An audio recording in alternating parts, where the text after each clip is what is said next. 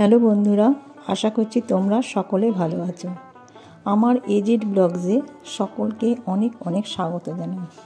আজকের রেসিপি খুব সিম্পলভাবে চাল কুমড়ো, যাকে বলা হয় ছাঁচি কুমড়ো।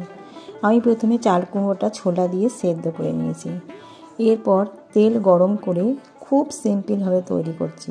ওর মধ্যে দিয়ে দিয়েছি জিরে আর একটা তেজপাতা। খুব সাধারণ আর খুব সিম্পল। এটা বাড়িতে একবার করে দেখবে, দারুণ অসাধারণ খাবার। আমার তেলটা গরম হয়ে গেছে, এবার সেদ্ধ করা ছাঁচি কুমড়োটা দিয়ে দিলাম। এরপর এটা একটু নাড়বো, লঙ্কা দিয়ে দিলাম আর হালকা একটু হলুদ দেবো, হলুদ কিন্তু বেশি নয়। একটু চিনি দিলাম আর একটু নুন।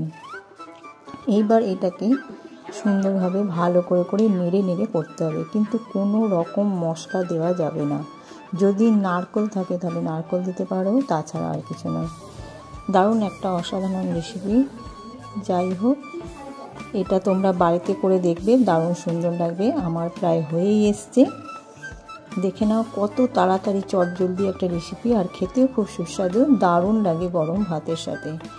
যদি ভিডিওটা ভালো লাগে একটা লাইক করে দেবে, কমেন্ট করে লিখবে ভালো হয়েছে কি না। আর আশা করছি পুরো ভিডিওটা দেখবে।